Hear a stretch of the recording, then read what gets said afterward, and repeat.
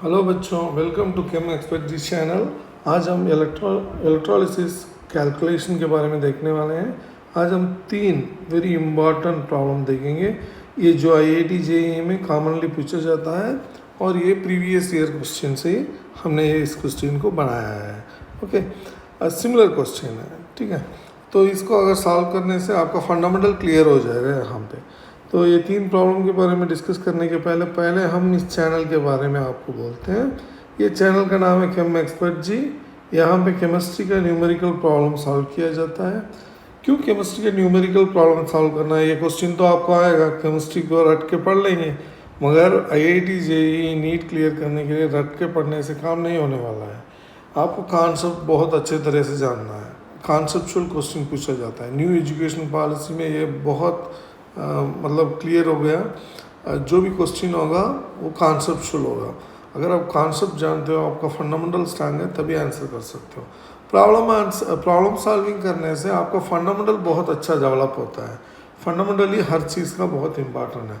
Okay, सो जो भी है देखिए, आउट ऑफ 25 क्वेश्चन जो IIT JEE मेन में पूछा जाता है, उसमें केमिस्ट्री में 9 क्वेश्चन जो है यहाँ से आया जाता है, फिजिकल केमिस्ट्री से न्यूमेरिकल बेस होता है।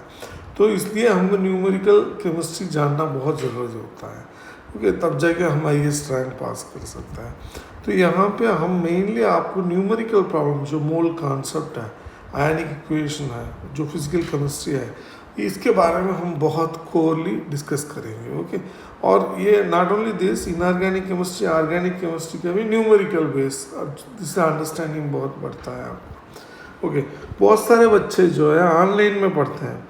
उन बच्चों के लिए बहुत इम्पोर्टेंट होता है जो ऑनलाइन में फ्री में कोर्स मटेरियल मिल जाए। हर किसी का तो पॉसिबल नहीं है अफोर्ड करना, जो कोचिंग सेंटर जाना, ऑल दिस थिंग्स। तो वो बच्चे ऑनलाइन में पढ़ते हैं। अगर आप लाइक करेंगे, शेयर करेंगे, सब्सक्राइब करेंगे, तो जाके उन बच्चों तक ये पहुंच सकता है। ओके, चैनल में, इस चैनल में जो है हम इस रूल के बारे में हमेशा डिस्कस करते हैं।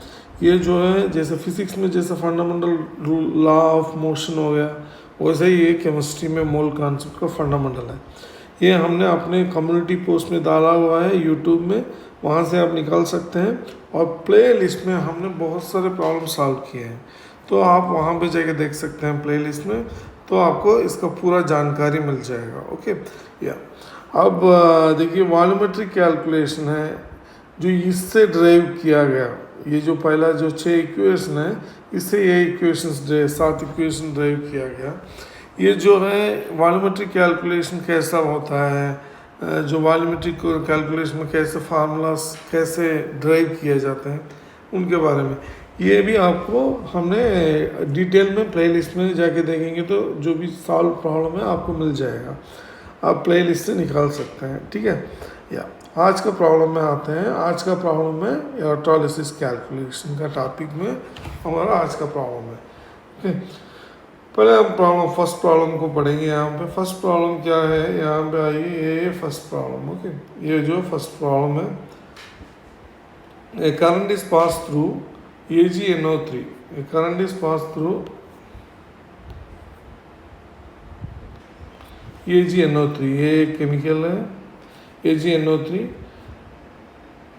And zinc sulphate ZnSO4। ये दोनों सेल्स हैं and connected in a series. They are connected in a series if 21.5 gram of Ag is deposited, what mass of zinc is deposited?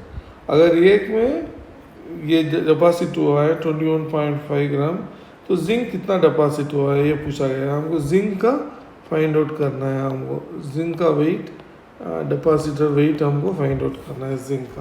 Okay, पहला प्रॉब्लम हम solve करते हैं। यहाँ पे हम इंक को चेंज कर लेते हैं। या पहला प्रॉब्लम जो है, पहला प्रॉब्लम बहुत आसान है। अब Ag डिपॉजिटेड दिया गया है, कितना है weight of Ag, weight of Ag deposited. कितना है, मतलब 21.6 108 इज इक्वल टू 0.2 मोल। ये कैसा हमने अराइव किया है यहाँ पे, ये आप जानते हैं। देखिए वेट जो mole is equal to weight divide by atomic weight. ये फार्मूला हम जानते हैं, ये फार्मूला को हमने यहाँ पे यूज़ किया है। तो इस फार्मूला को मोल इज इक्वल टू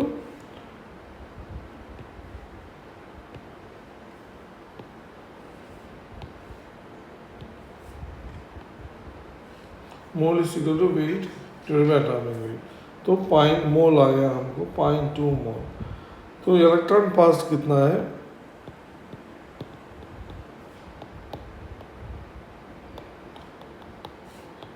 0.2 मोल ही पास हो रहा है यहाँ पे इलेक्ट्रॉन। 0.2 मोल इलेक्ट्रॉन यहाँ पे पास हो रहा है। अब जिंक जो है, जिंक का वही मोल, जिंक सीरीज में, ये कनेक्टेड इन सीरीज कनेक्टेड, तो वही मोल पास हो रहा है। मोल्स ऑफ जिंक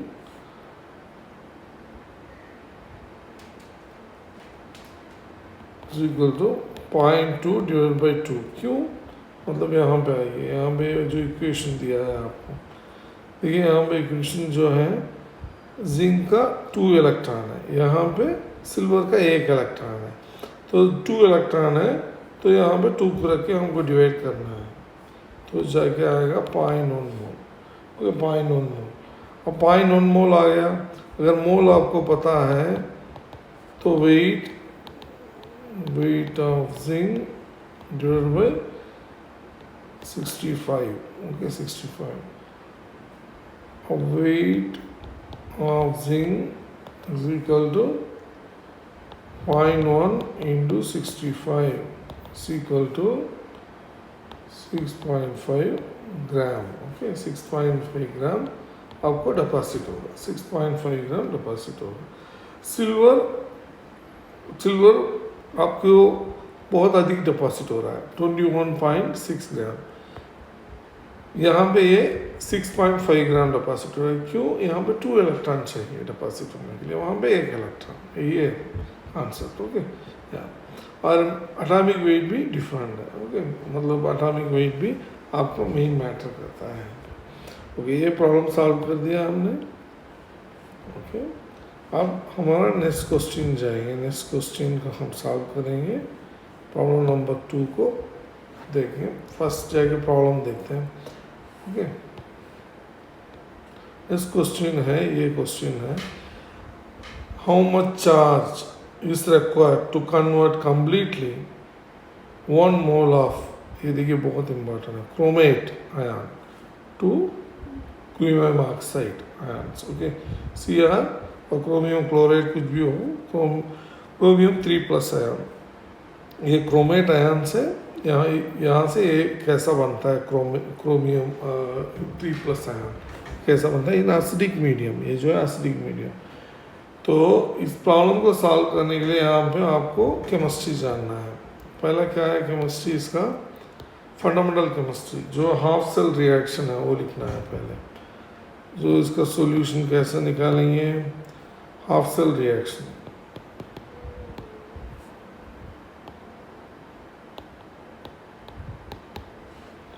इसका हाफ सेल रिएक्शन क्या है, क्रोमेट 2-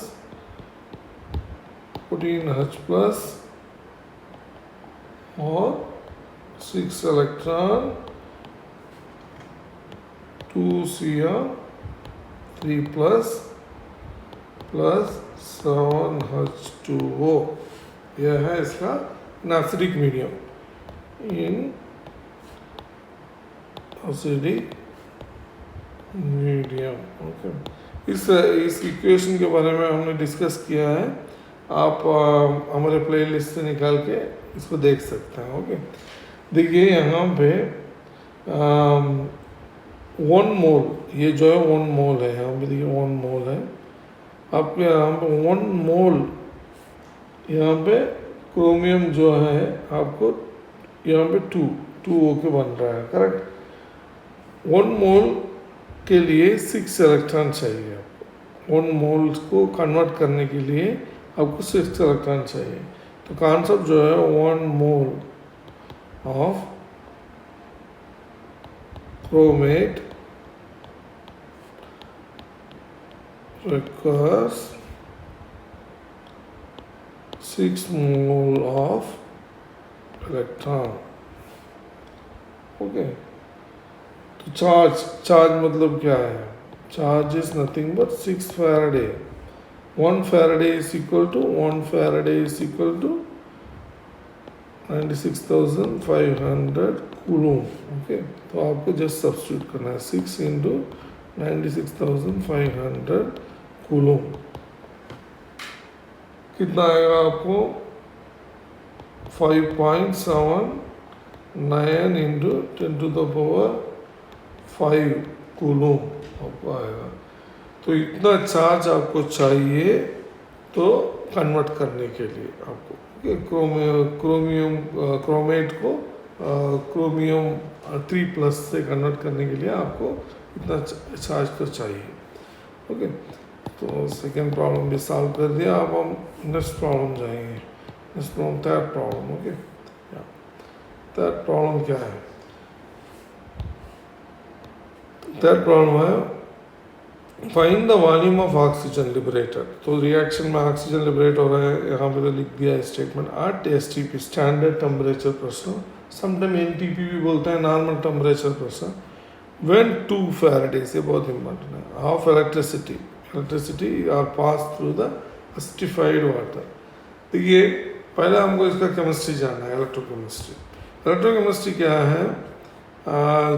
जो भी सॉल्यूशन आप ले लीजिए, वहाँ पे अगर आप एसिडिफाइड वाटर में इलेक्ट्रिसिटी पास करेंगे स्प्लिट होगा। जो वाटर कैसा स्प्लिट होगा? यहाँ पे देखिए वाटर ऐसा स्प्लिट होता है, O2 + 4H+ और 4 इलेक्ट्रॉन यहाँ पे बनता है। ओके, अब देखिए 4 फैराडे मतलब 1 मोल यहाँ पे 1 मोल है, 4 फैराडे है। Okay, 4 Faraday. ओके, चार्ज जो है। ओके, नाउ 2 फैराडे इलेक्ट्रिसिटी हम पास कर रहे हैं, तो आपको मिलेगा 1 मोल। ओके, 1 मोल यहाँ पे 0.5 मोल O2। ओके, O2 तो हमको at STP standard temperature pressure हमने पढ़ा है। स्टैंडर्ड टेम्परेचर प्रेशर में जो भी है वॉल्यूम जो है 22.4 होता है। ओके, ये 0.5 है, तो 22.4 इक्वल टू 11.2 लीटर है। 11.2 लीटर हमको चाहिए। ये इक्वेशन कहाँ पे है? यहाँ पे आइए हम बताते हैं आपको। इसके बारे में बहुत सारा हमने डिस्कस किया है, अब वापस डिस्कस नहीं कर सकते ना हर टाइम। ये है जो हमने बोला था 22.5 लीटर। ये इक्वेशन को हमने यूज़ किया है। यहाँ पे हमको पता है मोल, और ये जो है 22.4 है, तो हमको वॉल्यूम एट एनटीपी पता चल गया। ओके, तीनों प्रॉब्लम हमने सॉल्व कर दिया। यहाँ पे अगर आप इस प्रॉब्लम में आपको कोई भी डाउट हो, आप कमेंट में लिख सकते हैं, हम ज़रूर आपका डाउट क्लियर करेंगे।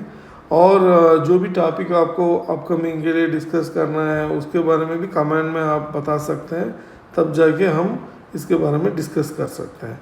अगर आपको कोई भी डाउट हो, आप प्लीज़ मेंशन करिए, तब जाके आप हमको हम लोग आपका अच्छे तरह से समझ सकते हैं। ओके, देखिए जो भी बच्चे ऑनलाइन में पढ़ते हैं उनके लिए मटेरियल मिलना बहुत मुश्किल होता है। अगर आप लाइक करेंगे, शेयर करेंगे, सब्सक्राइब करेंगे, तो जाके वो बच्चों तक ये पहुंच सकता है।